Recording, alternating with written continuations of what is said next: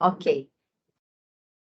Então, bom dia a todos. Muito obrigada pela presença de todos. Muito obrigada, doutor Luciano Ferraz, pela brilhante, as brilhantes aulas que vem proporcionando a nós. Eu passo a palavra ao senhor, então, para a nossa terceira aula. Muito obrigada. Vocês estão enxergando a minha projeção, né? Sim, estamos. Bom, vamos lá. Perfeitamente, professor. Muito obrigado aí a todos por essa presença já no finalzinho, né, dos nossos trabalhos de ano. Estamos bem, vamos dizer, ao cabo do final do ano de 2023 e estarem aqui, mesmo depois do recesso também, é uma satisfação para mim, cumprindo aí o nosso cronograma de apresentação das aulas. Nossa terceira aula hoje, ela terá o início a tratar do tema da desapropriação indireta. Só que no final da aula passada, eu terminei trabalhando um tema que é um tema novo com vocês, que foi, inclusive, objeto de um questionamento do Dr. Ronaldo, e que eu acho que preciso tocar mais uma vez nesse ponto, para deixar clara a posição que eu, particularmente, assumi em relação às alterações que o Decreto-Lei 3365 sofreu agora no ano de 2023. E o faço muito baseado na jurisprudência do Supremo Tribunal Federal, porque a jurisprudência do Supremo Tribunal Federal compreende que o direito à retrocessão é um direito de natureza real e, portanto, ele não tem como objeto principal cobrança de obrigações pessoais de qualquer das partes, mas uma cobrança que tem fundamento num direito real. E por conta disso, já havia uma incompatibilidade entre a disposição do artigo 519 do Código Civil e a jurisprudência do Supremo Tribunal Federal no que se respeita à questão da retrocessão. Enquanto a jurisprudência do Supremo Tribunal Federal, baseada na fundamentalidade do direito de propriedade, concluía que o desapropriado, ele,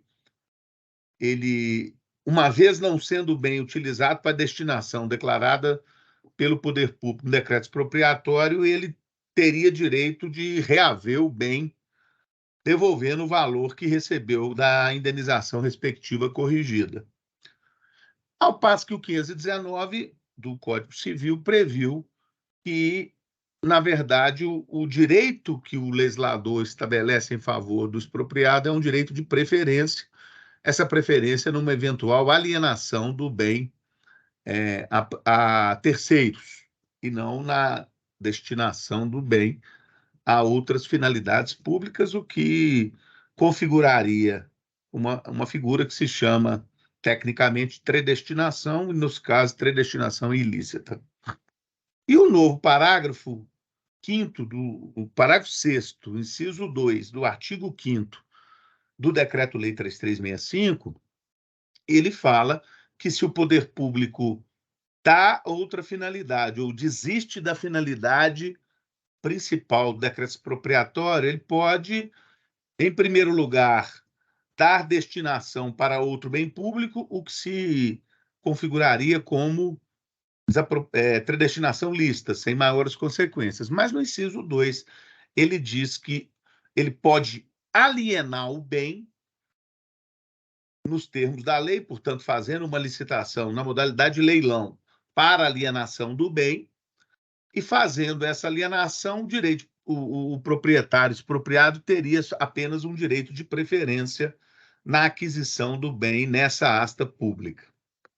E aí eu disse a vocês que, para conciliar as posições, quer dizer, conciliar a posição do Supremo, que entende que a retrocessão é direito real, e conciliar a disposição legal do Código Civil junto com a do 3365, que dá o direito de preferência na venda do bem, eu fiz uma interpretação no sentido de que esta hipótese de possibilidade de alienação do bem com direito de preferência ao proprietário, que seria, então, a disposição do 519, conjugada com a do Decreto-Lei 3365, artigo 5º, parágrafo 6º, inciso 2, que ela teria lugar apenas quando a desapropriação tivesse como finalidade declarada desde o início a revenda do bem, que é a hipótese de desapropriação por zona, que é prevista no artigo 4º da lei. Quer dizer, quando ela não se destinasse à revenda,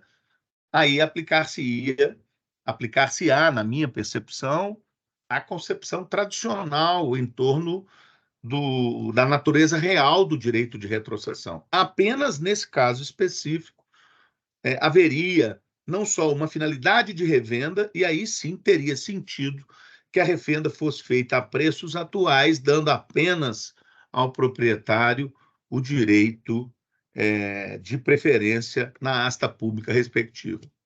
Então, fazendo esse recorte, fazendo essa digressão, fazendo esse retorno ao fim da nossa aula passada, eu então posso iniciar a nossa terceira aula.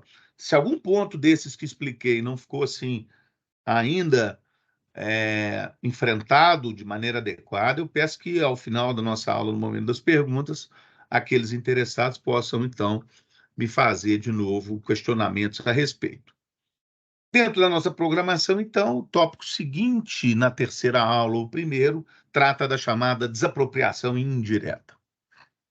Tratar de desapropriação indireta pressupõe que nós façamos algumas considerações. Primeiro, a desapropriação indireta é uma desapropriação que acontece sem que o poder público tenha tomado providências formais em declarar o bem de utilidade pública, necessidade pública ou interesse social.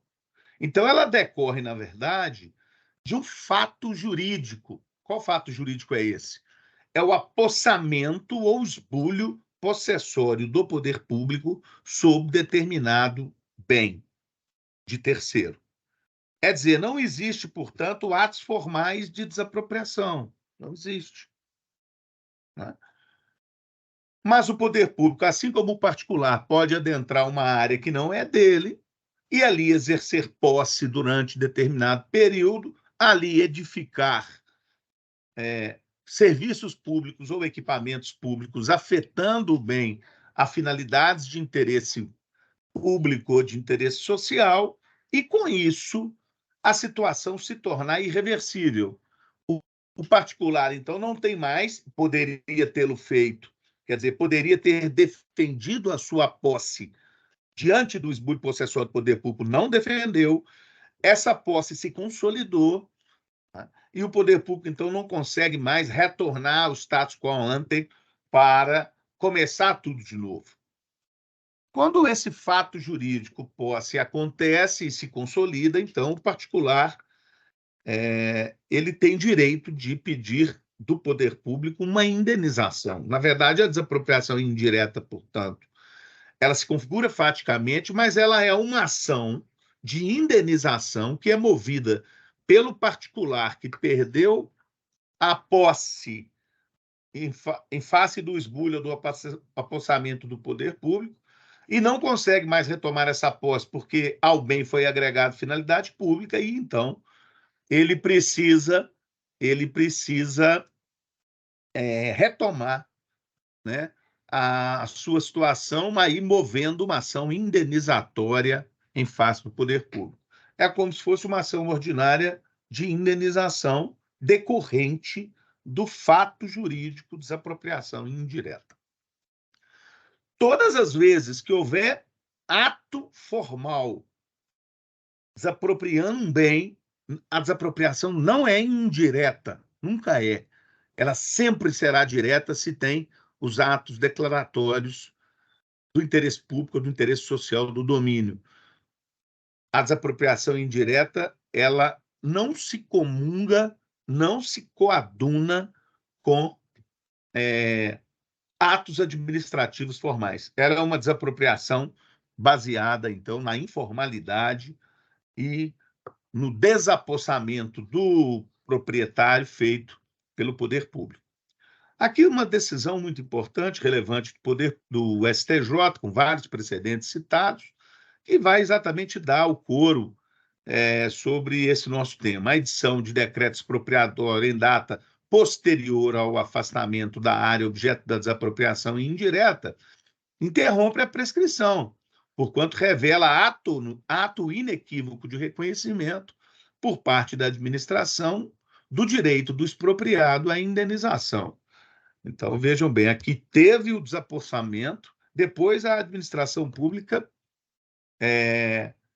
baixou o ato expropriatório. A hora que ela baixa o ato expropriatório, ela reconhece que tem o dever de pagamento da indenização pela desapropriação indireta. É o que está julgado aqui no RESP 415.798, do Rio Grande do Sul, relatado pelo ministro João Otávio de Noronha. Então, em resumo, a hipótese de apropriação indireta pressupõe, que o Estado tome posse do imóvel declarado de utilidade pública, independentemente do processo de desapropriação. 2, que seja dada ao respectivo bem a utilidade pública indicada pelo poder público, quer dizer, tem que ser afetado à finalidade pública. E que seja irreversível a situação fática resultante do desapossamento do bem e de sua afetação. Quer dizer, que não tenha como voltar atrás para que haja, então, a solução em perdas e danos. Esse é o quadro fático que desenha a chamada desapropriação indireta. O esbulho possessório por parte do Estado pressupõe a prática de atos materiais, não existindo apenas no plano normativo. Então, vejam, a posse, para ser considerada configuradora, se destinação pública se agregou ao bem da desapropriação indireta, ela tem que acontecer do ponto de vista factual, não apenas do ponto de vista normativo. É preciso que ela se consolide, para aí, então, nós termos a figura da desapropriação indireta conceitualmente adequada para o caso. Então, não apenas no plano normativo, tal como uma edição de um decreto de declaração de utilidade, mas a qual o poder público jamais toma posse ou impede a exploração econômica existente na área. Quer dizer, tem que adentrar o bem. Esse julgado também é um julgado da lavra do ministro João Otávio de Noronha. Esse aqui eu acho que é um slide que se assemelha a um anterior. Desculpa, eu passei para cima. Ele tinha que passar para baixo. Isso. Então, vamos lá. A desapropriação indireta ela tem uma característica também em relação ao prazo prescricional. E isso aqui tem uma relação direta com aquele início da minha aula que falava que a retrocessão é um direito de natureza real e não um direito de natureza meramente pessoal. Vejam aqui o tema 1009 do STJ. O prazo prescricional aplicável à desapropriação indireta, na hipótese em que o poder público tenha realizado obras no local ou atribuído natureza de utilidade pública ou de interesse social ao bem, é de 10 anos, conforme parágrafo único do 1238 do Código Civil. E este tema, na verdade, produz uma superação. Ele não tinha produzido, quem produziu a superação foi o Código Civil, mas ele supera a súmula 119 do STJ. Porque a súmula 119 do STJ ela era específica sobre desapropriação indireta e prescrição. Dizia o seguinte, vejam, a ação de desapropriação indireta, quer dizer, a indenização decorrente de desapropriação indireta, prescreve em 20 anos. Qual foi o raciocínio da jurisprudência do STJ para desenvolver a súmula 119? Ora, o poder público na desapropriação indireta ele é esbulhador ou turbador da posse de alguém. Quando ele esbulha a posse e fica lá pelo período que corresponde ao período do uso capião extraordinário ele passa a adquirir a propriedade do bem. No Código de 16, esse prazo para o uso capião extraordinário, ele era um prazo de 20 anos. E foi por força dessa conexão entre o prazo do uso capião extraordinário, 20 anos, no Código de 16, e o esbulho possessório que leva à aquisição da propriedade, independentemente de justo título e boa-fé, uso capião extraordinário, é que se desenhou a súmula 119 do STJ, reconhecendo, portanto, a natureza real do direito a reivindicar-se a propriedade. Pois bem, no Código Civil Novo, o prazo do uso capião extraordinário ele cai de 20 para 15 anos, exatamente no caput do 1238 do Código Civil. Mas o parágrafo único do 1238 fala que se o possuidor tiver dado ao bem realização de obras ou tiver dado destinação econômica ao bem, que o prazo da uso capião extraordinário cai para 10 anos, que é exatamente a disposição do parágrafo único do 1238. O que pensou o STJ, então? O STJ falou o seguinte: ora, se a desapropriação indireta depende do esbulho possessório e depende também de uma destinação pública que tiver sido dada ao bem pelo poder público esbulhador, então eu tenho que aplicar não a regra de 15 anos do caput do 1238, mas eu tenho que aplicar o redutor de 5 anos do parágrafo único do artigo 1238 do Código Civil. Isso porque é pressuposto da desapropriação indireta que o bem que tenha sido objeto da intervenção estatal, nesse caso do esbulho, que a ele tenha sido agregado finalidade pública. Então, agregando finalidade pública significa dizer que o poder público fez obra, instalou equipamento, ali desenvolveu algum tipo de programa governamental, fez horta, fez plantação. Então, ele deu ao bem ou uma atividade econômica ou realizou obras no local. Por isso é que o tema 1019, então, reconhece o prazo decenal para que haja a prescrição da desapropriação indireta, ou seja, o particular tem que pleitear a indenização no prazo máximo de 10 anos e está superada, embora não o seu sentido, mas a letra da súmula 119 do STJ está superada, certo? Agora, isso quando se trata de desapropriação indireta. Quando se trata de desapropriação direta, e o poder público, por exemplo, faz a desapropriação e não paga, o prazo quinquenal é de 5 anos, porque aí não se aplica a lógica da desapropriação indireta. Aplicar-se-á a lógica do artigo 10, caput, do Decreto-Lei 3365.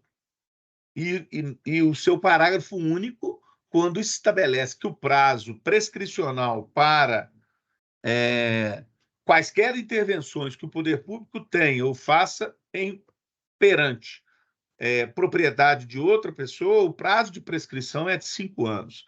Então, na desapropriação direta, o prazo é de 5 anos.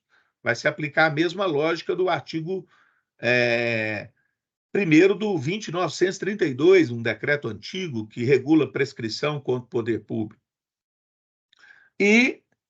ou a favor do poder público, e o parágrafo único do artigo 10 do Decreto-Lei 3365. Assim estava a situação da jurisprudência, e corretamente, no meu modo de ver, assim estava a posição da jurisprudência. De uns tempos para cá, o STJ começou a dar uma mudança na jurisprudência dele, para dizer o seguinte: vejam, a atual jurisprudência do STJ compreende que o prazo prescricional não tem início enquanto não pago integralmente o preço. Então, eu acho que o STJ criou aqui uma condição de prescritibilidade, né, ou uma condição de interrupção do prazo de suspensão do prazo de prescritibilidade sem lei, quando ele adotou essa regra de que o prazo prescricional da prescrição indenizatória na desapropriação direta não tem início enquanto não houver o pagamento integral do preço. Então, suponhamos que uma pessoa foi desapropriada, fez um acordo amigável. Em 10 parcelas, ela receberia. Ela recebeu 3 parcelas. Enquanto ela não pagar as outras 7, o STJ tem compreendido que não corre prescrição. Tem compreendido, na minha visão, sem disposição legal que discipline o tema.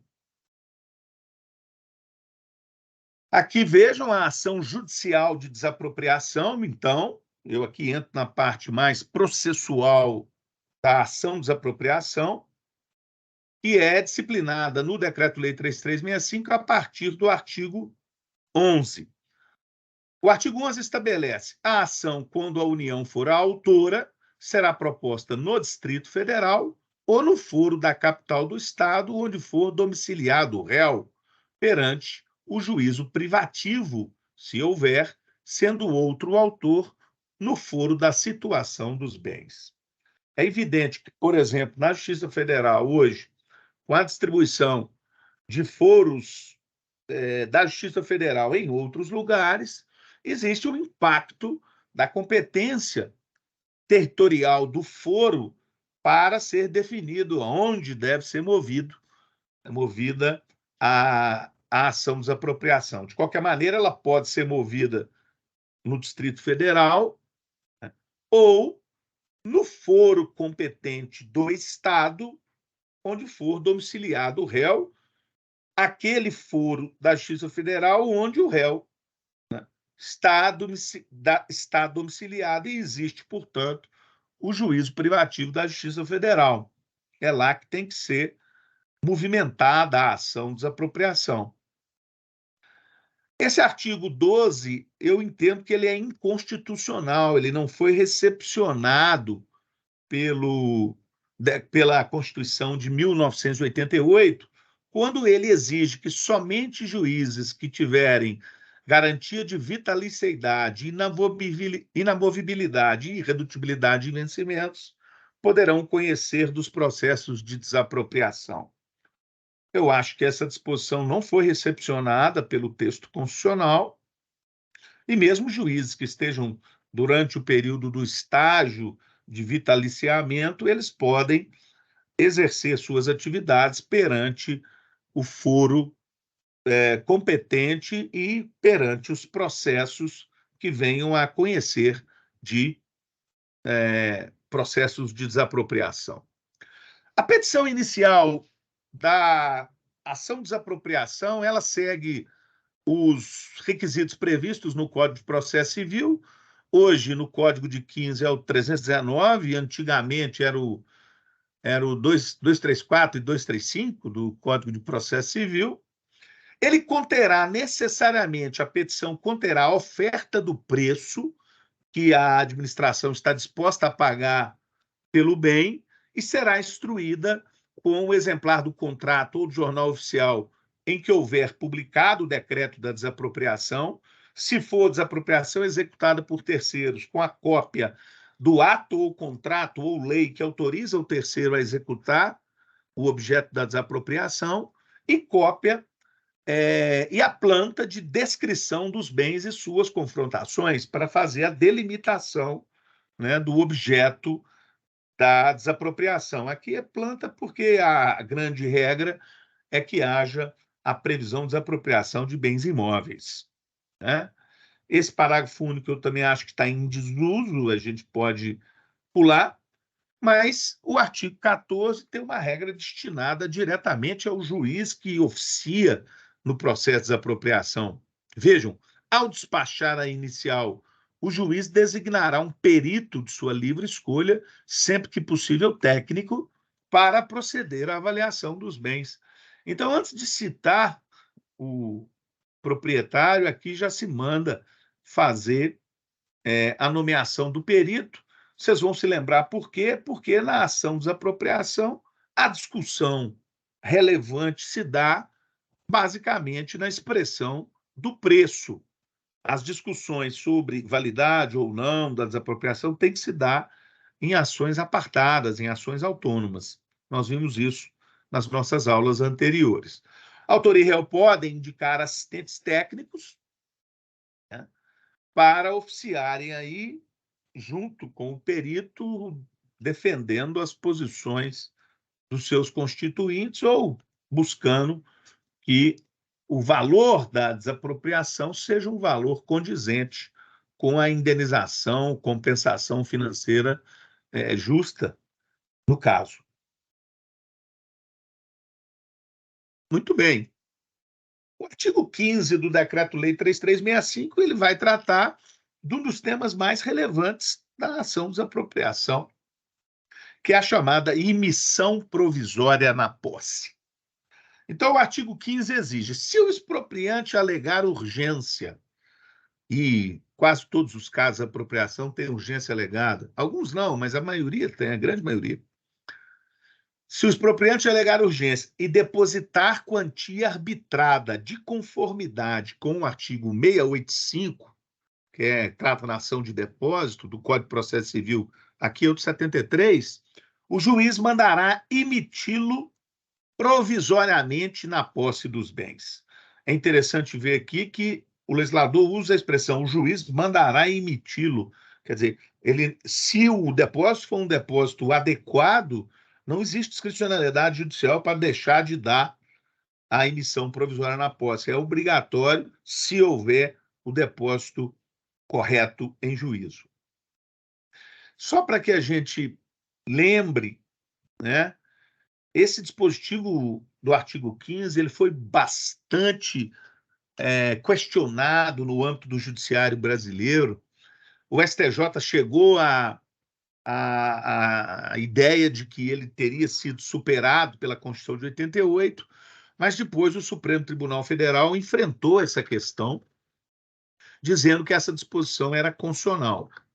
E o fez baseado numa distinção entre propriedade e posse, para dizer que nesse momento aqui da emissão provisória, o expropriado não perde ainda a propriedade, que a propriedade se perde ao final. E fazendo essa distinção, então, considerou constitucional o artigo 15 do Decreto-Lei 3365. Nós vamos ver um pouco desse desdobramento nos meus slides subsequentes e teremos a oportunidade de chegar a alguma conclusão sobre esse tema também. Vamos lá. Então, alegada urgência que não pode ser renovável, deve ser requerida dentro do prazo improrrogável de 120 dias a emissão provisória na posse. Quer dizer, a petição declara a urgência e aí até em 120 dias ou no próprio ato, o poder público requer a emissão provisória na posse. Emissão em imóveis, em geral, fica regulada pelo parágrafo 1º do artigo 15 do Decreto-Lei 3365. Então, o parágrafo 1º estabelece o seguinte: a emissão provisória poderá ser feita independente da citação do réu, mediante o depósito. E aqui eu quero chamar de vocês a atenção para essas regras. E tem que ser lido com cuidado. Primeiro, se a gente começar pela linha A, eu acho que nós vamos começar pela linha errada. A primeira regra a ser seguida nessa listagem que aí está é a letra C. Porque, vejam, ele fala assim: a emissão provisória poderá ser feita mediante independentemente da citação, mediante o depósito do seguinte valor. Aí fala assim: do valor cadastral do imóvel para fins de lançamento do imposto territorial urbano ou rural. Então, essa hipótese aqui cabe tanto a imóvel urbano quanto a imóvel rural, caso o valor referido tenha sido atualizado no ano fiscal imediatamente anterior, seja o imóvel urbano ou seja o imóvel rural. Então, se a planta cadastral que o poder público tem, seja em âmbito municipal, seja em âmbito estadual, seja em âmbito federal, se houve, né, a atualização desses valores no ano imediatamente anterior, estes são os valores que devem ser depositados para efeito de emissão provisória na posse, seja o bem urbano ou seja o bem rural. Então, a hipótese preferível é a hipótese da linha C, que serve tanto para imóveis urbanos quanto para imóveis rurais. Vou até fazer aqui a questão de destacar essa hipótese, certo? Agora, não tendo sido atualizada a planta, aí nós vamos ter que ir ver qual é a hipótese.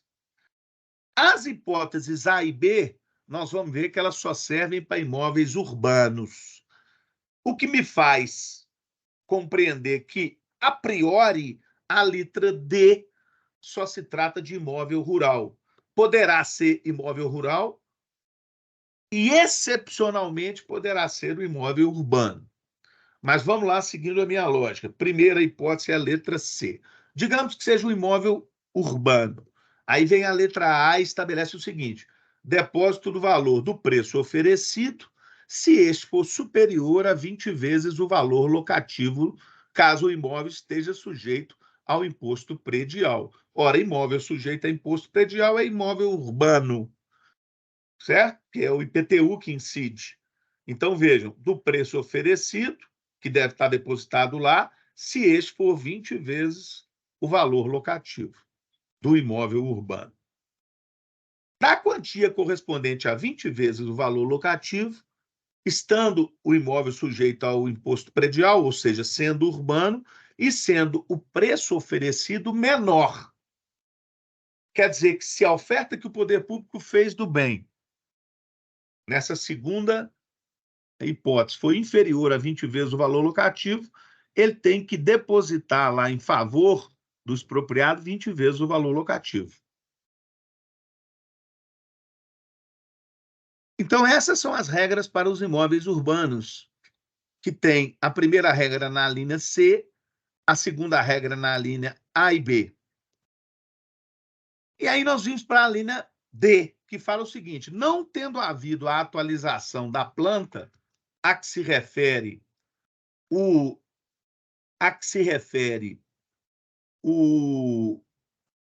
inciso C, o juiz fixará, independentemente de avaliação, a importância do depósito, tendo em vista a época em que houver sido fixado originalmente o valor cadastral e a valorização ou desvalorização posterior do imóvel.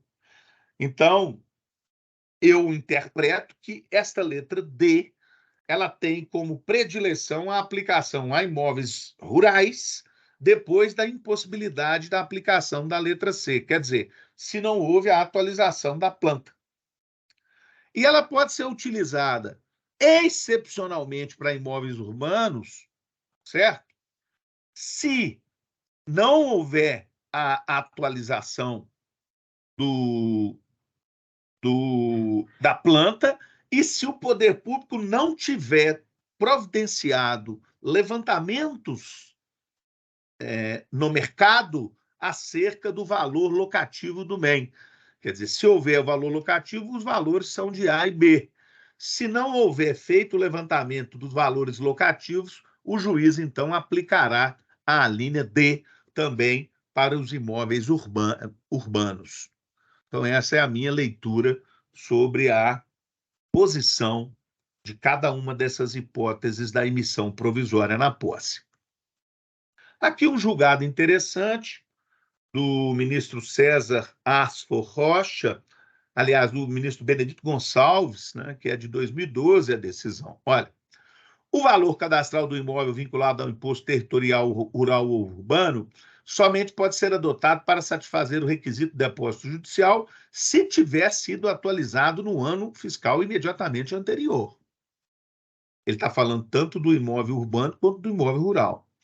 Ausente a efetiva atualização, a demonstração de que o valor cadastral do imóvel foi atualizado no ano fiscal imediatamente anterior, o juiz fixará, independente de avaliação, a importância do depósito, tendo em vista a época em que houver sido fixado originalmente o valor cadastral e a valorização ou desvalorização posterior do imóvel, aplicando, portanto, a regra da linha D do parágrafo 1º do artigo 15. Revela-se necessário, no caso em debate, para efeito de viabilizar a emissão provisória na posse, que a municipalidade deposite o valor já obtido na perícia judicial provisória, que é aquela que foi determinada no início pelo juiz, na qual se buscou alcançar o valor mais atual do imóvel objeto da apropriação.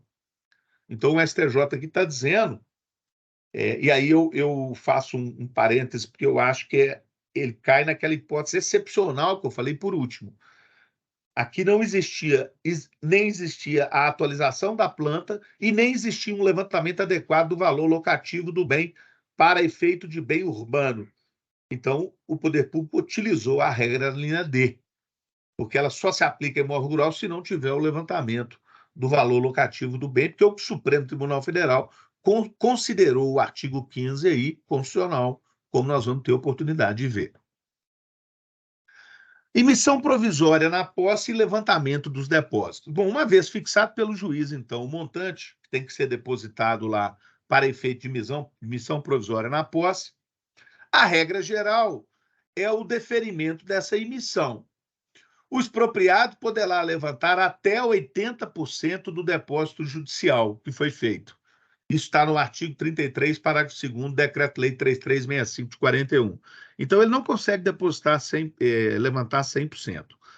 A lei fala até 80%, o juiz que vai fixar. Em regra, o juiz fixa em 80% o valor que ele pode levantar no curso da ação de desapropriação depois da emissão.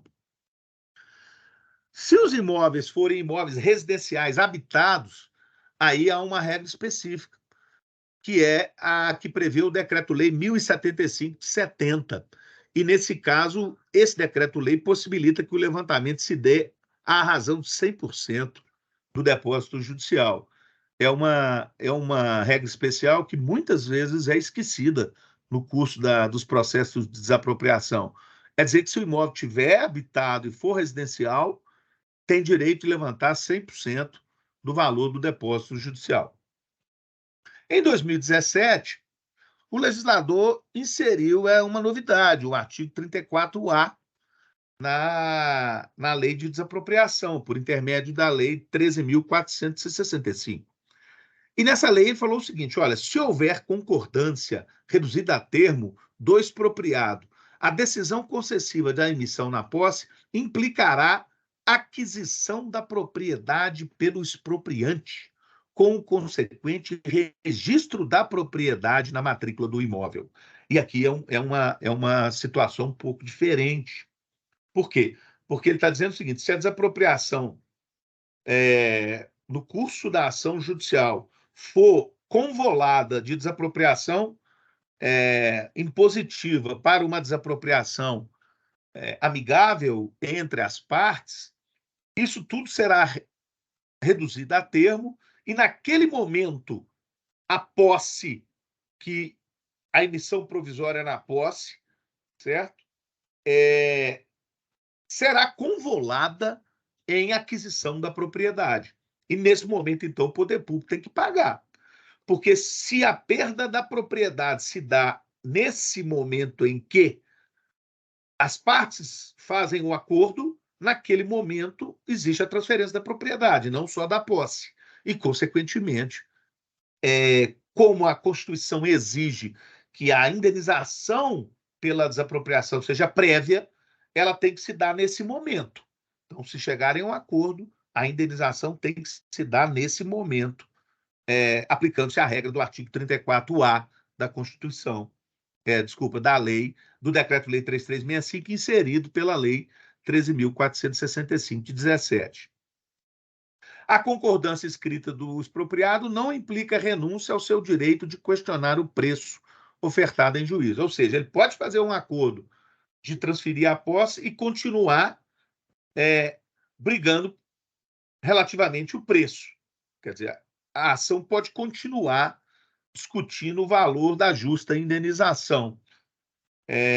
Me parece um nonsense essa regra, né, porque, de repente, ela empurra, ela faz é como se o poder público fizesse o particular topasse um acordo parcial que resolveria o problema da propriedade e que implicaria o pagamento pela perda da propriedade daquele momento, como eu disse, para ela ser prévia, e continuaria discutindo o valor em juízo.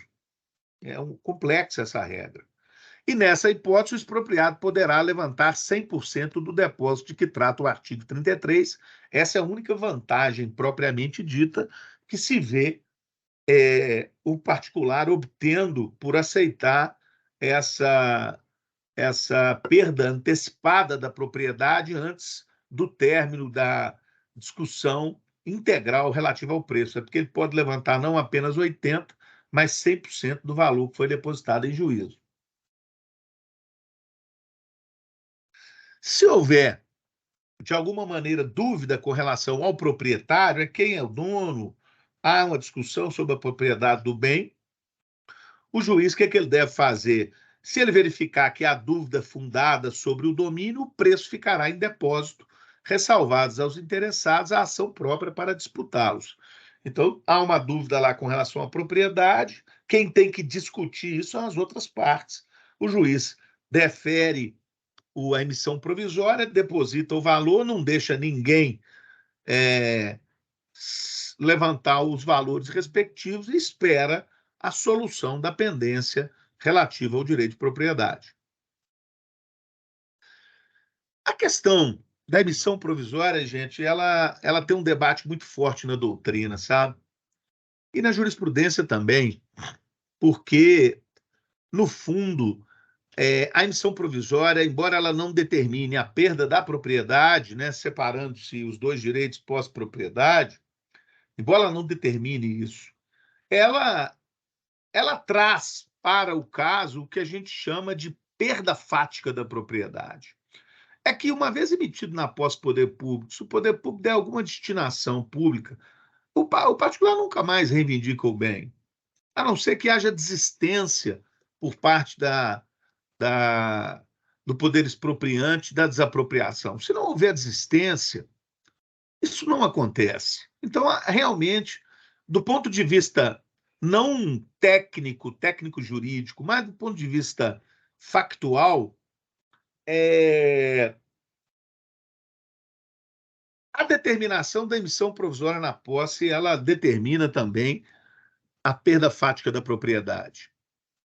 E por isso é que se discutiu durante muito tempo, e a jurisprudência do STJ chegou a se sedimentar nesse sentido, a inconstitucionalidade do artigo 15 do Decreto-Lei 3365, tá? Que dizia que o valor dos depósitos que seriam feitos seriam valores que não corresponderiam ao valor da propriedade. Poderiam ser valores menores, porque a propriedade, na verdade, só seria transmitida ao cabo das ações respectivas. Tudo bem. Aqui eu trouxe um questionamento, né, sobre a professora, feito pela professora Di Pietro, e que faz alusão à súmula do Supremo Tribunal Federal, mas que também traz à lume uma disposição recentemente, em 2017, inserida no Decreto-Lei 3365, e que, no nosso modo de ver, ela traz um ingrediente, um grano salis para esse debate sobre a constitucionalidade do artigo 15 do Decreto-Lei 3365.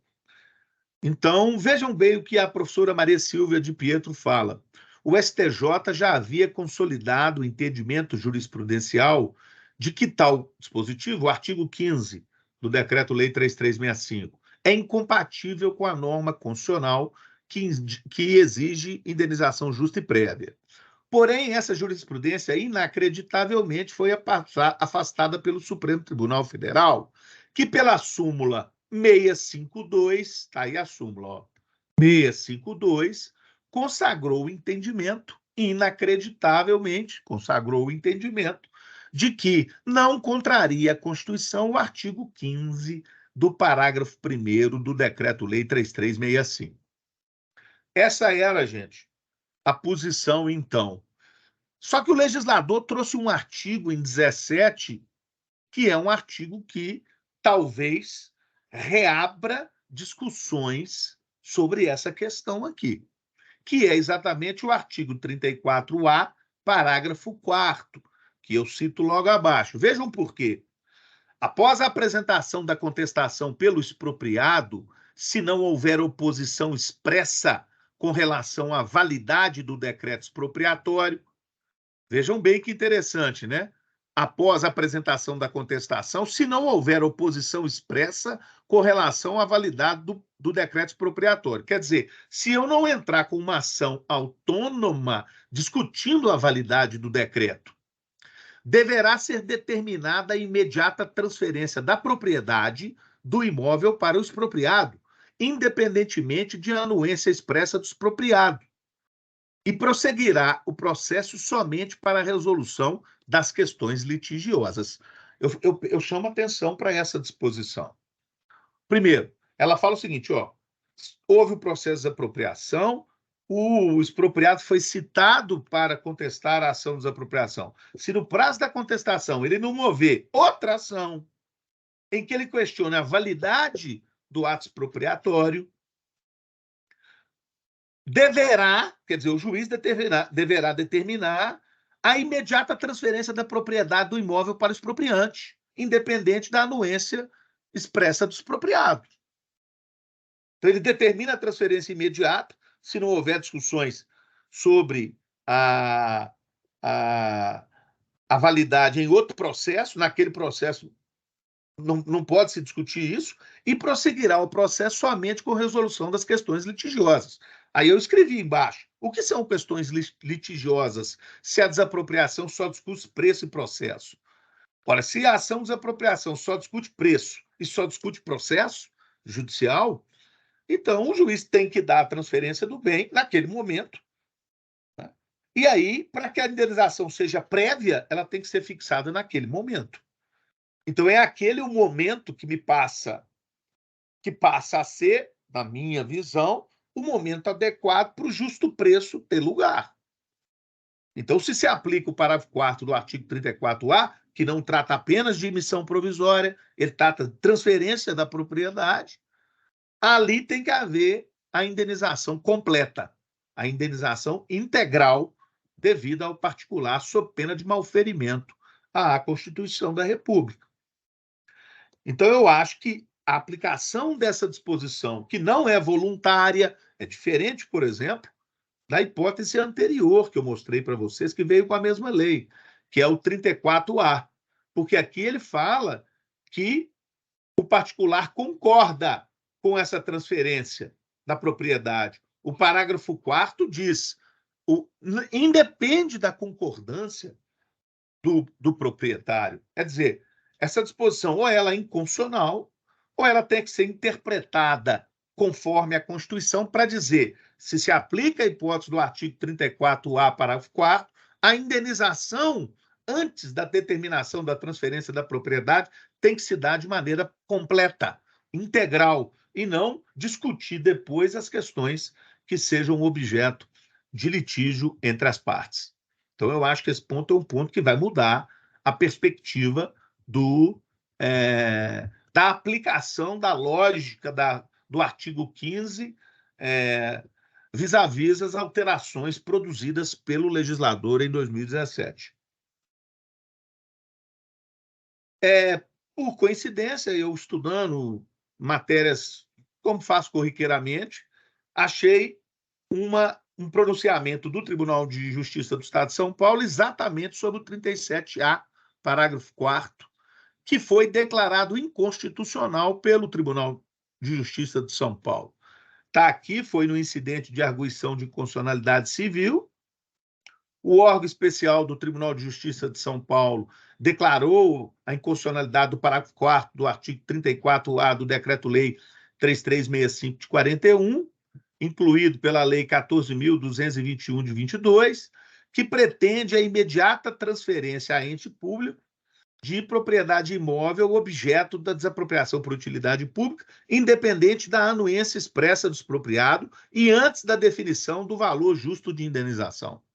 Para a relatora, a desembargadora Silvia Rocha, houve abuso do poder de emenda parlamentar pela falta de pertinência temática entre a medida provisória apresentada pelo presidente da República, que tratava de cédula de produtor rural, e a emenda realizada pelo Poder Legislativo no processo de conversão de lei. Então, ela aponta aqui um vício formal do processo legislativo que levou a alteração do dispositivo. E aqui, de acordo ainda com a magistrada, o trecho incluído pelo Decreto-Lei 3365, que dispõe sobre a desapropriação de utilidade pública, contraria a Constituição, que determina o pagamento de indenização justa antes da transferência do domínio ao ente. Decidiu o Tribunal de São Paulo: não há pertinência temática entre a medida provisória e o artigo 2º da Lei 14.421 de 22, que alterou aquela disposição, que incluiu o 34A do Decreto-Lei 3365 de 41, o parágrafo 4º do artigo 34A, por outro lado, quando autoriza a propriedade do bem desapropriado, a transferência da propriedade do bem desapropriado para o ente público, antes mesmo da definição do valor da indenização devida ao expropriante, e sem que isso com isso consinta, o que não pode ser admitido, por traduzir forma transversa de confisco de bens fora das hipóteses constitucionalmente previstas. Então, o TJ de São Paulo declarou a inconstitucionalidade dessa alteração, compreendendo que ela viola o direito fundamental à propriedade e o princípio constitucional do não confisco. Na mesma linha, pessoal, nós temos aqui uma alteração também recentemente produzida na lei, Decreto-Lei 3365, que deu uma nova feição aos direitos oriundos da emissão provisória na posse. Essa aqui é uma questão um pouco mais refinada, tá? Do que aquela que manda transferir a propriedade, como se diz, na tora. Aqui não. Aqui é um pouco mais refinada. O legislador deu aos direitos oriundos da emissão provisória, ele destacou esses direitos e deu a eles natureza real. Então, vejam, a nova feição dada aos direitos oriundos da posse provisória traz à baila, mais uma vez, a questão da constitucionalidade do artigo 15, parágrafo 1º do Decreto-Lei 3365 de 41.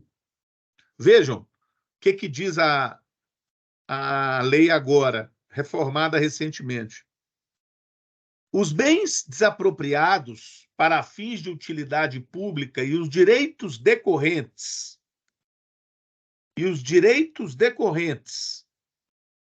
da respectiva emissão na posse poderão ser alienados a terceiros. Quer dizer, os bens desapropriados e os direitos decorrentes da respectiva emissão na posse poderão ser alienados a terceiros, locados, cedidos, arrendados ou outorgados em regime de concessão de direito real de uso, concessão comum ou parceria público-privada, ainda que transferidos como integralização de fundos de investimentos ou sociedades de propósitos específicos.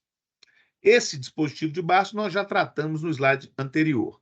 A mesma lei 14.620 de 23, no seu artigo 30, essa lei é da lei do Minha Casa Minha Vida, ela alterou o artigo 1225, 14 do Código Civil e passou a prever: são direitos reais, inciso 14, os direitos oriundos da emissão provisória na posse, quando concedida à União, aos Estados, ao Distrito Federal, aos municípios ou às suas entidades delegadas em respectiva cessão e promessa de cessão. Vejam, o fato de o legislador passar a considerar que os direitos oriundos da posse, da emissão provisória na posse, são direitos reais, eles, então, são direitos que são transferidos para o adquirente no curso do processo de desapropriação, e eles vão produzir a perda fática da propriedade que nós estamos discutindo aqui da emissão. De modo que essas novas alterações produzidas pelo legislador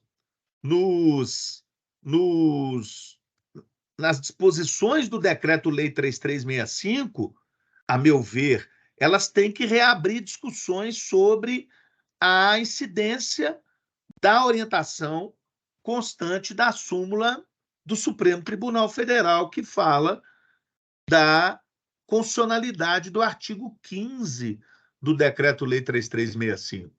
Exatamente porque a dimensão da perda na posse ela foi completamente, nesses casos, distorcida pelo legislador e, na verdade, deu à perda da posse efeitos semelhantes à perda da propriedade, se não iguais.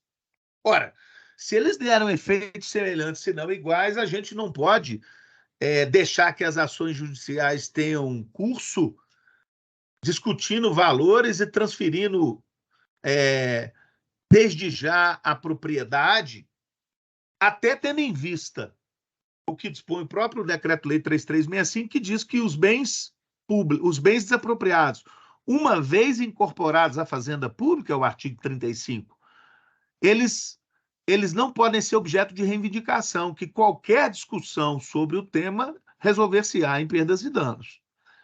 Então, eu acho que aqui nós temos modificações que devem terminar por bater às portas do judiciário a propósito do tema da emissão provisória na posse, efeitos, mudanças legislativas, alteração de natureza jurídica de direitos de oposição de posse, para que aquilo que estava assim parecendo deitado em berço esplêndido com a súmula 552 do Supremo Tribunal Federal, passará aí por um mar revolto de possibilidades. Novo mar revolto de possibilidades, novas tempestades.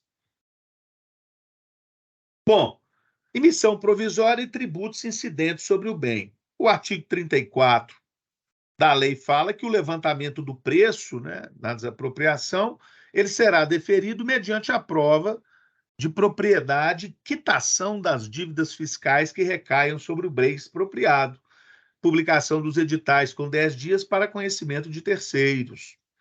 Então, as dívidas fiscais existentes sobre o bem, elas têm que ser abatidas. O artigo 27, parágrafo 2º, fala que a transmissão da propriedade decorrente de desapropriação amigável judicial não ficará sujeita ao imposto de lucro imobiliário, né? E aqui eu trago um precedente do STJ interessante sobre essa questão do levantamento de preço. A entidade expropriante é responsável pelo pagamento dos tributos após ter sido emitida na posse do bem objeto da expropriação. Quer dizer, uma vez emitida na posse, quem passa a ter que pagar o tributo incidente é a administração pública, o ente expropriante. Na forma do artigo 34, o expropriado poderá levantar o preço se comprovar a quitação dos tributos fiscais incidentes sobre o imóvel desapropriado até a data em que houver a autoridade expropriante sido emitida na posse nos termos do artigo 15. Então, do valor que foi depositado, descontam-se os tributos fiscais incidentes, ou da efetiva ocupação do imóvel, esse no caso aqui da desapropriação indireta. A contestação na ação de desapropriação, acho que eu já antecipei esse tema, de acordo com o artigo 20 do Decreto-Lei 3365, só pode acontecer por vício processo judicial ou impugnação do preço. Qualquer outra discussão sobre validade ou invalidade do decreto, sobre destinação equivocada, sobre predestinação, isso vai acontecer em ação apartada, certo? A ação de desapropriação só discute preço.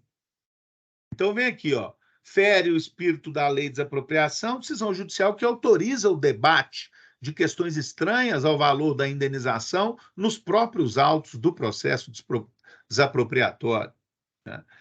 Então, isso aqui é que interessa para mostrar que não se deve alargar o conteúdo de conhecimento. Houve já a doutrina que sustentasse a inconstitucionalidade desse artigo? Não me parece. Na verdade, o que se estabelece aqui é meios processuais diferentes para se discutir a validade do ato, e não a impossibilidade de discutir a validade do ato. Certo? O direito de extensão é um outro tema muito interessante que essa lei traz.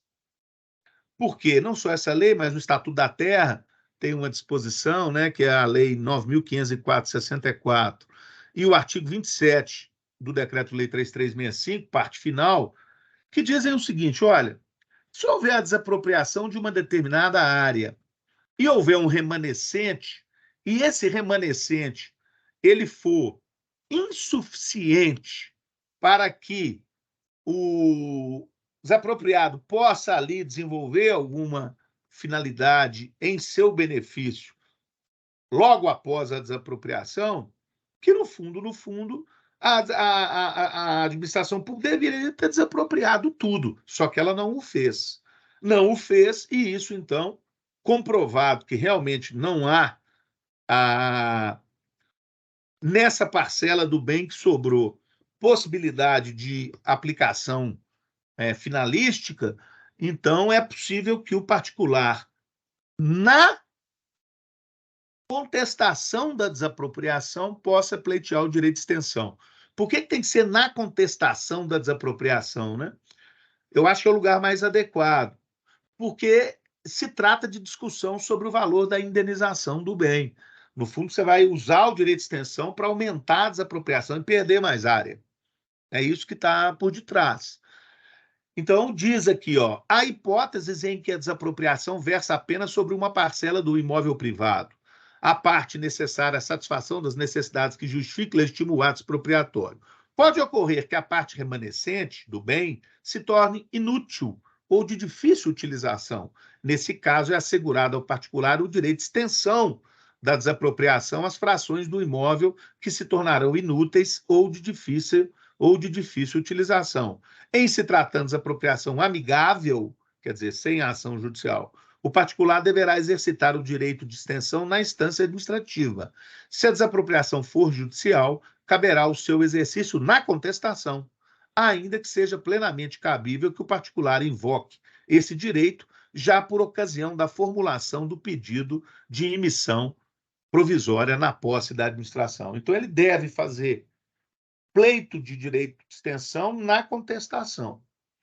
Eu vou mais longe, eu acho que mesmo sem que ele faça na contestação, é possível que ele faça em uma ação apartada, pedindo exatamente perdas e danos pelos efeitos da desapropriação sobre o seu bem. Quer dizer, ele ficou inviabilizado de utilizar decorrente da desapropriação, e isso fundado no princípio que vocês também conhecem, que é o princípio da responsabilidade extracontratual do Estado. Eu acho que é viável pleitear essa hipótese também, não só na contestação, mas também numa ação à parte, desde que não esteja prescrita. Direito de extensão na desapropriação, veja aqui um julgado de 2014, né? Os agravantes confundem o direito de extensão com um instituto da desapropriação indireta, coisas diferentes. Conforme se verifica, né, o direito de extensão não pode atingir o imóvel que não foi objeto do decreto de expropriação, que, como já dito, só incide quando se tratar de desapropriação parcial. Eventual indenização acerca de outro imóvel não constante do decreto deverá ser objeto de desapropriação indireta, que se dá quando o poder público se apropria de bens particulares sem observar os requisitos da declaração e indenização prévia. Então, aqui há uma distinção importante entre desapropriação indireta e direito de extensão, até porque se regulam por institutos prescricionais diferentes. O direito de extensão, se ele não for invocado, ele vai prescrever em 5 anos, e o direito à desapropriação indireta, como nós vimos anteriormente, em 10 anos. A ausência de revelia na ação de desapropriação.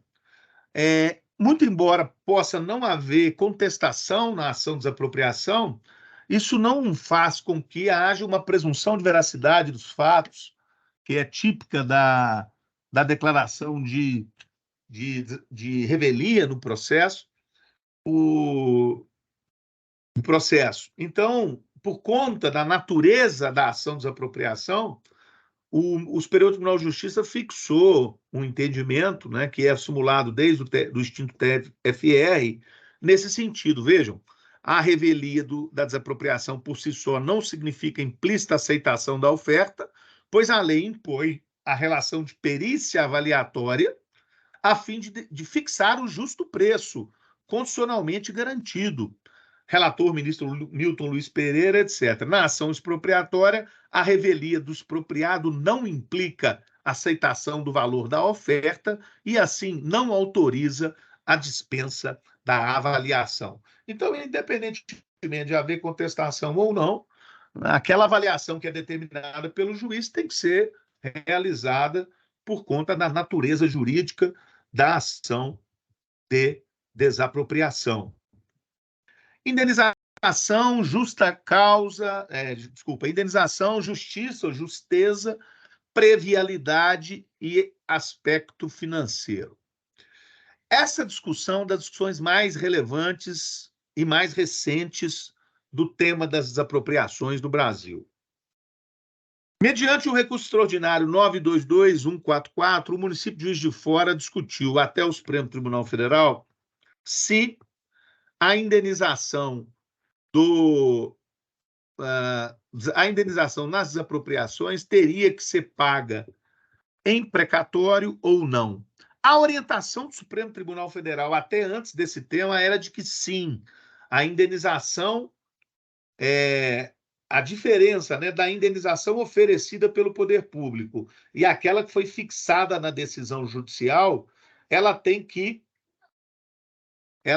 ser determinada, ela tem que ser mandada a pagar mediante precatório. Era essa a jurisprudência do Supremo Tribunal Federal até então. Eu, particularmente, escrevi sobre esse tema no meu trabalho de pós-doutoramento, e eu diria, olha, para se compatibilizar a ideia de justa indenização e prévia indenização com o regime de precatórios é inviável do ponto de vista constitucional. Porque quando a Constituição exige indenização prévia, ela tem que pagar independentemente de subordinar a regra do precatório. Porque, senão, o pagamento da desapropriação, que tem uma cláusula especial na Constituição, se subordina ao mesmo sistema do pagamento de qualquer condenação da fazenda pública em juízo. Então, eu defendi isso. E eu falava, olha, o ato de completar o valor da indenização não é uma obrigação de dar, ela é uma obrigação de fazer, depositar o dinheiro. Por quê? Porque a previalidade da indenização assim o determina. Então, essa posição assumi algum tempo atrás, num livro que tem sobre desapropriação e também na minha tese de pós-doutoramento, que batia exatamente nessa temática. Pois bem, o Supremo, então, conheceu no lead case, que é o RE 922.144, essa matéria. E foi interessante porque o placar no Supremo Tribunal Federal ficou dividido. 4 votos ficaram com essa tese, que eu acabei de dizer para vocês, que consta expressamente, inclusive com citação ao nosso trabalho, que é a tese do ministro Fachin. Então, Fachin, Carmen, Lúcia, ministra Carmen, ministro Fux e o ministro e a ministra Rosa. Votaram os 4 nesse sentido.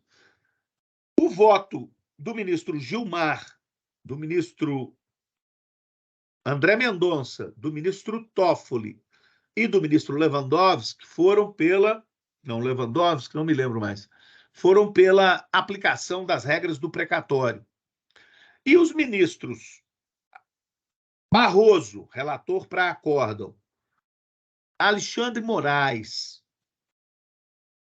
e Lewandowski, na verdade, foi isso, votaram no sentido de que dependia. Quer dizer, que se o precatório da entidade federativa estivesse em dia, o pagamento deveria seguir a regra do precatório. Se não estivesse em dia, o pagamento deveria ser realizado diretamente, sem subordinação ao precatório. Isso foi apreciado no RE 922144 e editou o tema 685 do STF, que trata da compatibilidade da garantia da justa e prévia indenização em dinheiro com o regime dos precatórios. Então, o tribunal decidiu, apreciando o tema 865, em voto médio, estão vendo? Ficou 4-4 e ganhou a tese de 3 votos, em voto médio, e fixou o seguinte tese: no caso de necessidade de complementação da indenização ao final do processo expropriatório, deverá o pagamento ser feito mediante depósito judicial direto, se o poder público não estiver em dia com os precatórios. Então, se ele estiver em dia com o precatório, inscreve no precatório. Se ele não estiver em dia com o precatório, paga direto o depósito judicial direto no processo.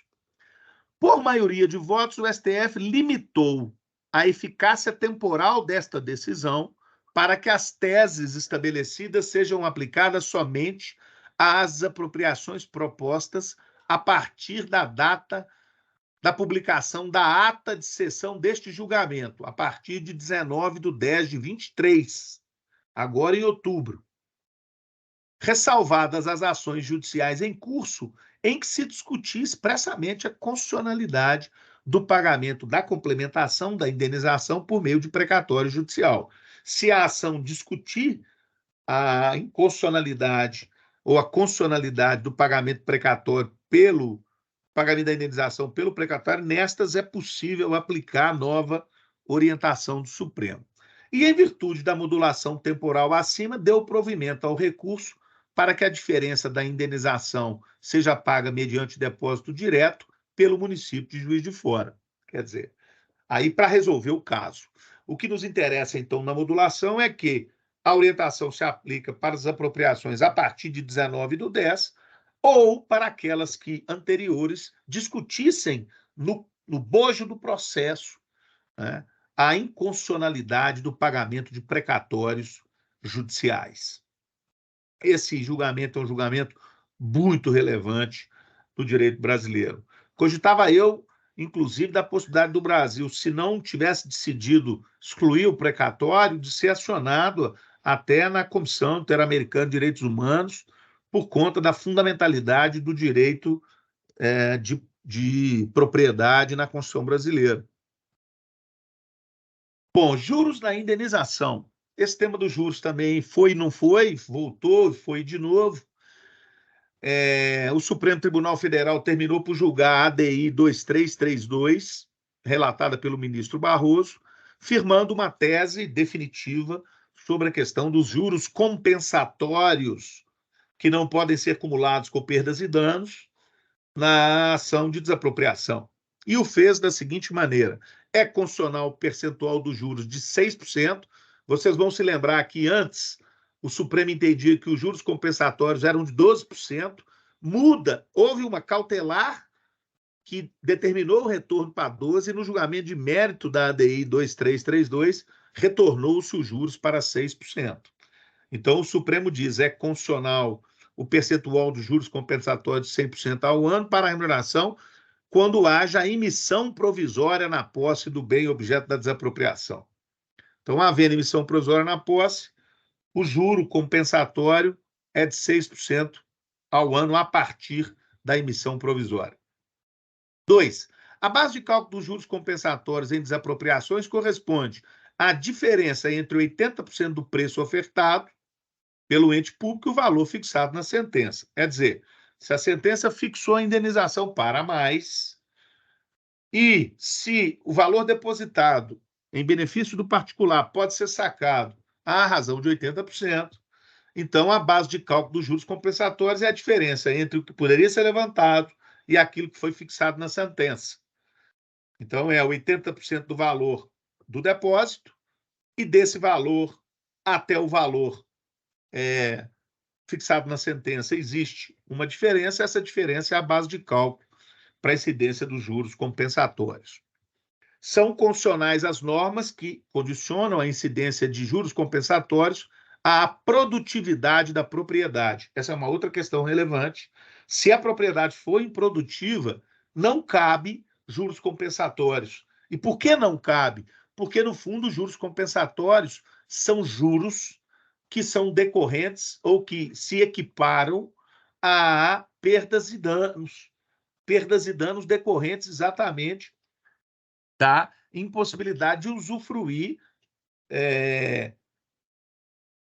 produtivamente do bem. Então, o bem teria que ser produtivo, de acordo com o Supremo, para que haja a incidência dos juros compensatórios. E, por fim, nessa decisão, é constitucional a estipulação de parâmetros mínimos e máximos para a concessão de honorários advocatícios em desapropriação, sendo, contudo, vedada a fixação em valor nominal. Isso aqui foi porque a disposição que alterou na lei sobre honorários, ela fixava um máximo de R$ 150 mil de honorários nas ações de desapropriação. E aí, então, reconheceu-se que o intervalo percentual de 0,5% a 5% é constitucional, todavia, a fixação num valor teto é inconstitucional, o que julgou o Supremo Tribunal Federal. Pois bem, existem outras súmulas que devem ser observadas, a 69 do STJ. Na desapropriação direta, os juros compensatórios são devidos desde a emissão na posse, e na desapropriação indireta, a partir da efetiva ocupação do imóvel. Aqui é para distinguir desapropriação direta e desapropriação indireta. Como a indireta deriva de esbulho possessório, ela tem o mesmo efeito da emissão provisória na posse. Tema 1072 do STJ, os juros compensatórios, observa o percentual vigente no momento de sua incidência. Então, tem que se verificar, evidentemente, os juros que estão vigentes à época da incidência para saber calcular os juros compensatórios. Juros indenizatórios, juros moratórios na indenização. Aqui é um pouco diferente.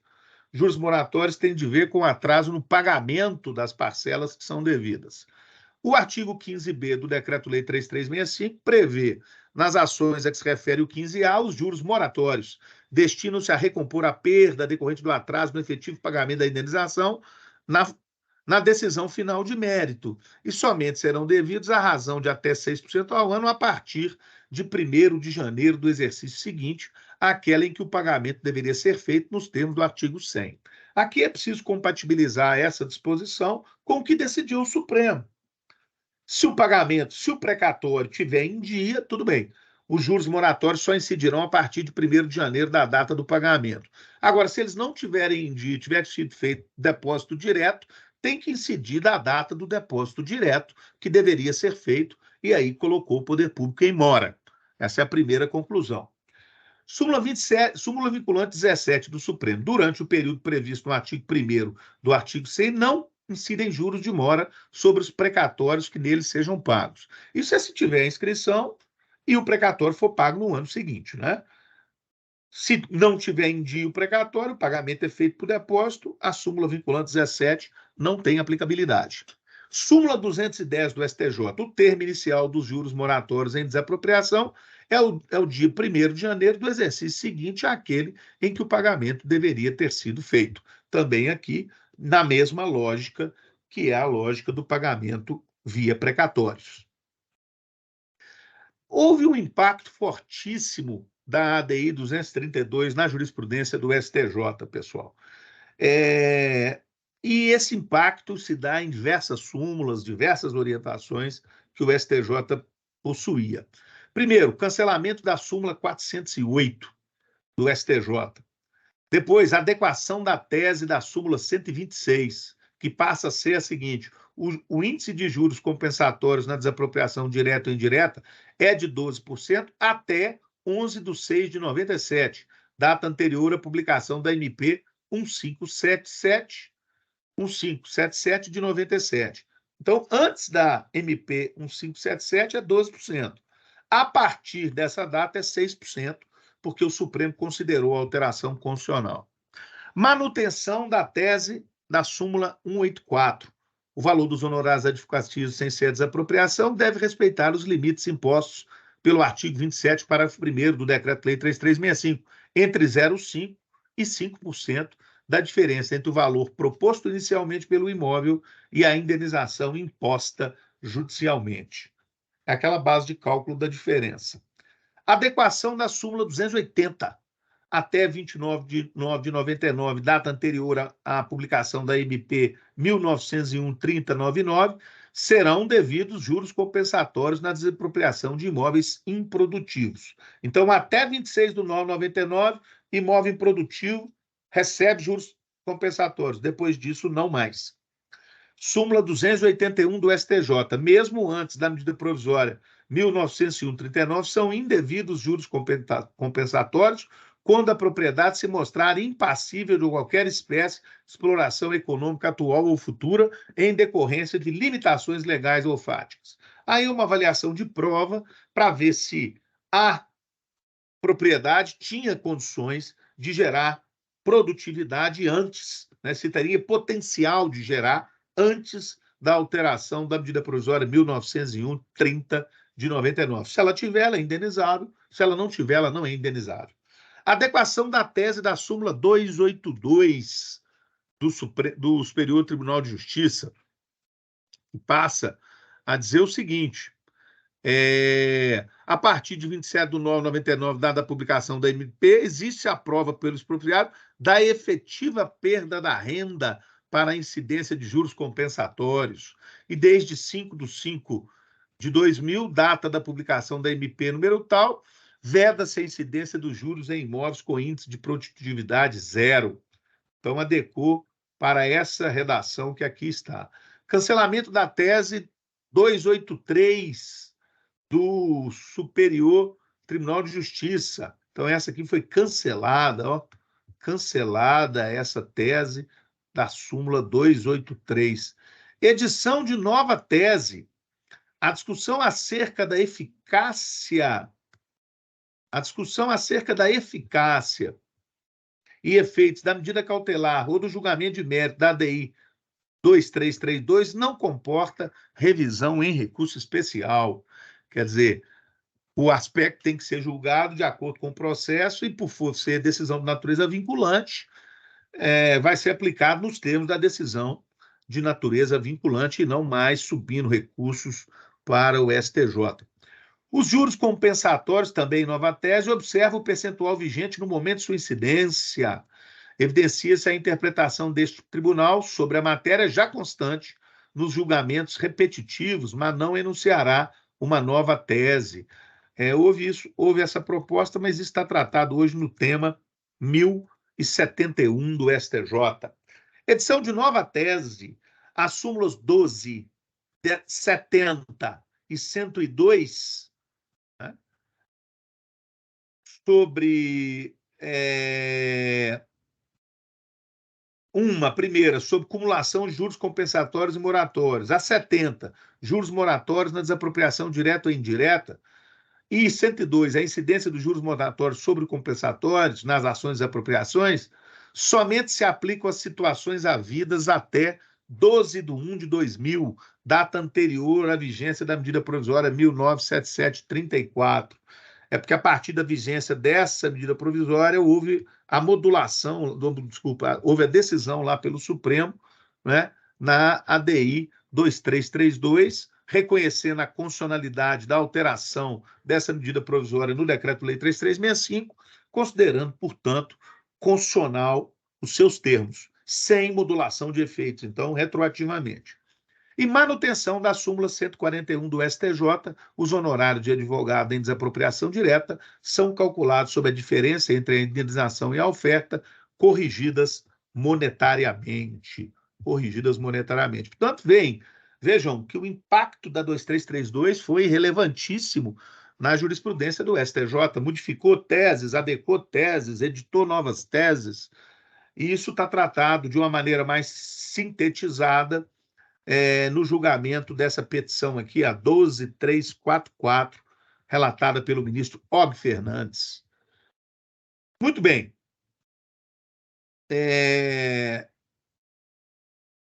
Falei sobre os efeitos, falo agora, então, sobre os juros na indenização. Na fixação da verba indenizatória devida às ações de desapropriação, não são cumuláveis, sob pena de bis in idem, os lucros cessantes e os juros compensatórios, né? E a súmula, ou o tema 1073 do STJ foi aquele que fala que essa possibilidade somente se dá, que estava na súmula 12, até a edição da medida provisória 199734. Esse é o tema 1073 do STJ, que eu aqui citei, né, para, de alguma maneira, sintetizar, então, o que o STJ decide hoje. Indenização e perícia é muito importante, né, porque o juiz, no artigo 14, ao despachar inicial, deve designar perito de sua livre escolha para poder apurar o valor da indenização. A regra geral, vejam, gente, é que a perícia, né, ela tenha como base o valor da realização do laudo, só que é muito comum que do laudo até a decisão demore muito tempo. E aí existem exceções na jurisprudência do STJ admitindo uma reavaliação do bem para tornar o valor da indenização mais contemporâneo à decisão sobre o montante ideal a ser pago. Então, vejam aí, ao despachar inicial, o juiz designará um perito sempre que possível, e o autor e réu indicarão um assistente técnico. Ao julgamento aqui desse ano, 2023, do Superior Tribunal de Justiça. Administrativo, desapropriação, perícia, valor do imóvel, momento da expropriação, lapso temporal, valor do bem, regra e exceção. Em regra, esta corte determina que o valor do imóvel deve ser contemporâneo à data da avaliação judicial. Essa mesma regra, porém, é excepcionada quando há longo período havido entre a emissão na posse e a data da perícia judicial, especialmente quando esse lapso implica exacerbada valorização do imóvel. Então, a possibilidade de fazer uma nova perícia no curso da indenização. Outro precedente aqui, determinando a necessidade de reavaliação do bem. Vejam, segundo a jurisprudência do STJ, o artigo 26 caput, no ponto que se refere ao modo de cálculo da indenização, deve ser interpretado com grano salis, sendo, por isso, de aplicação restrita e cautelosa. Diante da possibilidade de transcurso de longo período entre o apossamento e a propositura da demanda e, em consequência, a avaliação do bem, o justo preço comumente não corresponde ao valor contemporâneo à perícia. Compensação financeira por desapropriação direta ou indireta não pode jamais ultrapassar o patamar da justa indenização, nem para mais, nem para menos. Configura enriquecimento sem causa do proprietário posseiro a receber por valor posterior à intervenção do bem, incremento que desponta normalmente em decorrência de obras e melhoramentos, viabilizados pela intervenção estatal em si e implementados com recursos públicos. O artigo 884, Código Civil, deve ser lido não só como justa providência legal de restituição do indevidamente auferido, fato pretérito, direito de danos, mas também como uma razão, como barreira preventiva para evitar a consumação da anomalia censurável, fato futuro, direito de risco. Correção monetária é devida a partir do laudo de avaliação e a súmula 561 do Supremo Tribunal Federal, em desapropriação indevida, correção monetária até a data do efetivo pagamento da indenização, devendo proceder-se à atualização do cálculo, ainda que por mais de uma vez. Supremo Tribunal Federal. A sentença na desapropriação, né, o juiz, no sentença, ele indicará os fatos que motivaram o seu convencimento e deverá atender especialmente à estimação dos bens para efeitos fiscais, ao preço de aquisição e interesse que deles aufere o proprietário e a sua situação, estado de conservação e segurança, ao valor venal dos bens da mesma espécie nos últimos 5 anos e a valorização ou depreciação da área remanescente pertencente ao réu. Então, aqui eu fiz um resumo. O que ele deve constar da sentença? Ele deve atender a estimação dos bens para efeitos fiscais. Aí eu coloquei, se houve atualização da planta. Houve ou não? Ele tem que ver se houve ou não a atualização da planta. O preço de aquisição, destinação econômica, isso é que ele chama de interesses, né, que dele aufere o proprietário. Quer dizer, o que ele consegue auferir com a exploração do bem, porque isso tem que ser lidado de alguma maneira. Localização, situação, estado de conservação e segurança do bem. onde é que ele está localizado, qual que é a situação do bem, se ele está invadido, se ele está liberado, se ele tem parte que é aproveitável, parte que não está aproveitável, estado de conservação, se tem benfeitoria, se a benfeitoria está bem, se ele tem cerca, se ele tem isso, se ele tem aquilo. Segurança do bem. Se o bem não está querendo cair, se ele não está querendo desmontar. Valor venal de outros da mesma espécie nos últimos 5 anos, eu acho isso essencial, constado das perícias, porque o valor venal na verdade, a base de indenização justa. Valorização ou depreciação da área remanescente do réu se existente, é aquela questão do direito de extensão ou não, o que remanesce para ele, se ele vai ter ganhos com aquilo, ele pode abater do preço, que é o artigo 27 do Decreto-Lei 3365, honorários e custas processuais, se houver a majoração, evidentemente, do valor da indenização, observado aquele interregno entre 0,5% e 5%, sem valor teto, que o Supremo julgou inconstitucional na ADI 2232. A questão dos honorários está aqui, o artigo 27, parágrafo 1 do Decreto-Lei 3365 foi apreciado pela ADI 2332, uma parte dela, que é essa aqui que eu vou riscar agora, foi julgada inconstitucional, a outra prevaleceu. A ADI 2232, então, diz que é constitucional a estipulação de parâmetros mínimos e máximos para a concessão de honorários advocatícios em desapropriações, sendo, contudo, vedada a fixação de um valor máximo de honorários.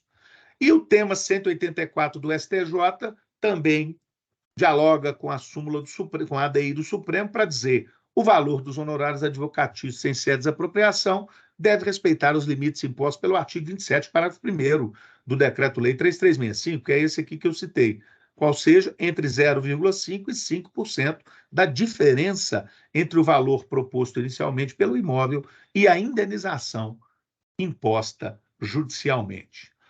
Muito bem, meus caros, pessoal, com isso aqui eu termino a minha aula com vocês. Hoje eu me estendi um pouco mais, mas era muita matéria.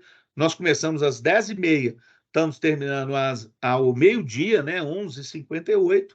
Se tiver alguma pergunta a ser feita, eu estou à disposição. Quero agradecer desde já à Escola de Magistratura, na pessoa da Francine e na pessoa do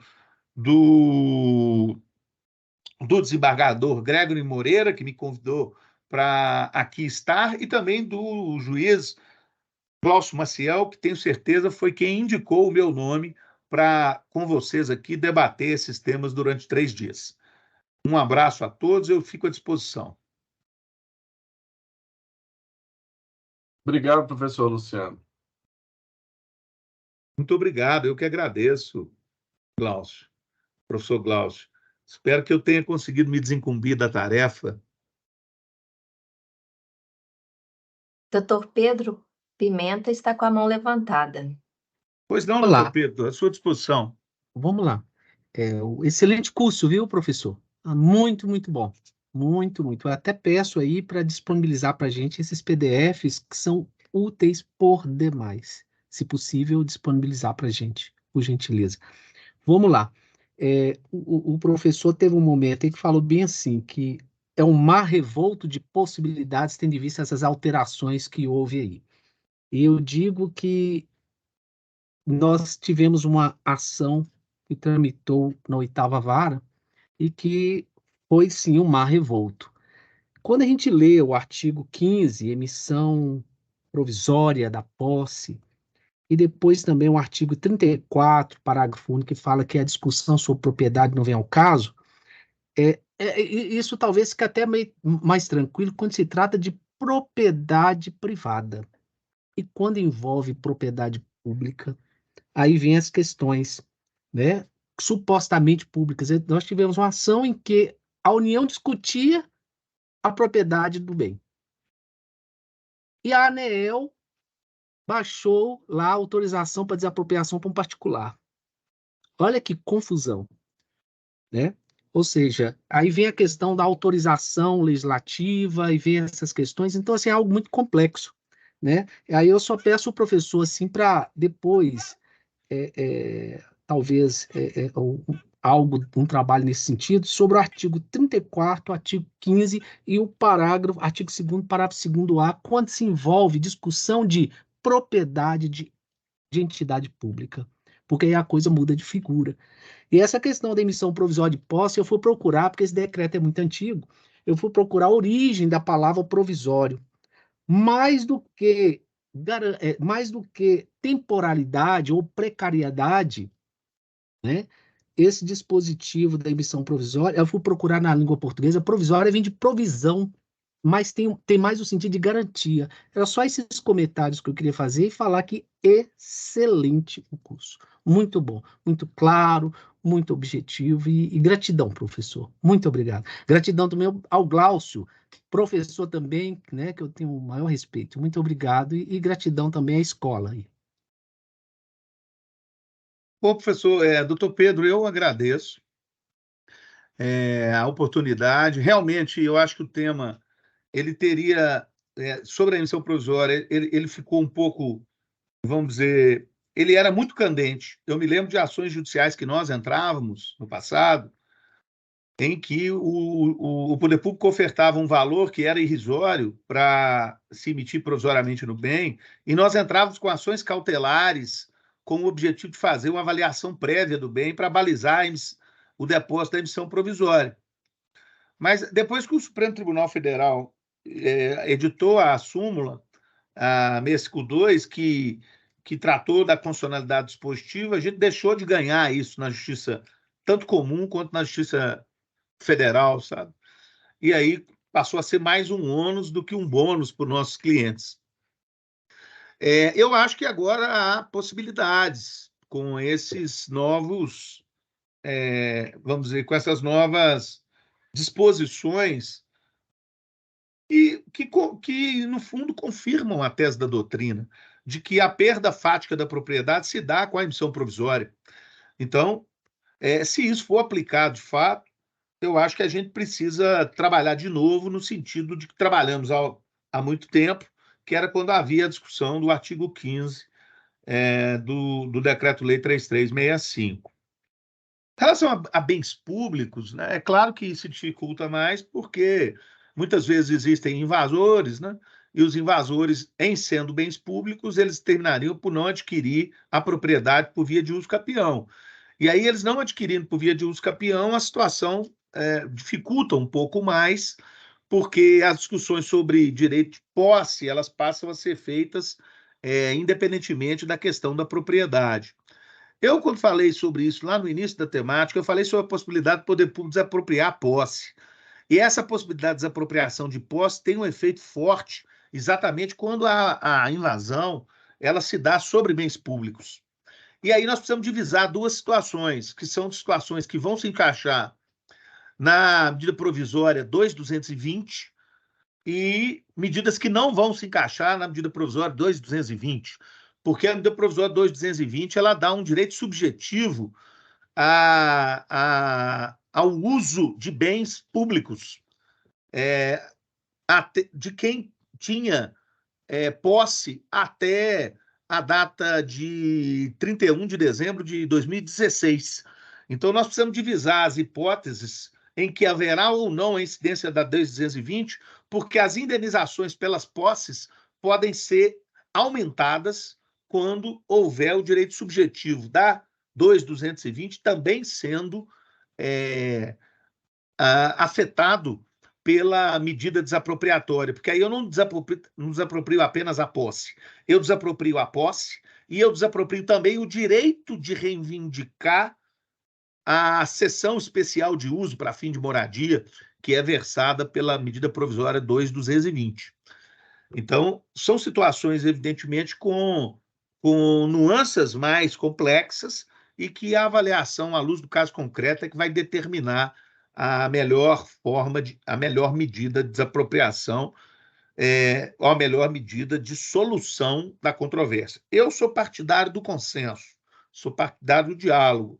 Eu acho que ampliar diálogos em hipóteses dessa natureza é o caminho para se conseguir solucionar com maior liberdade, com maior desenvoltura, com maior justeza e com menos tempo os problemas que se colocam.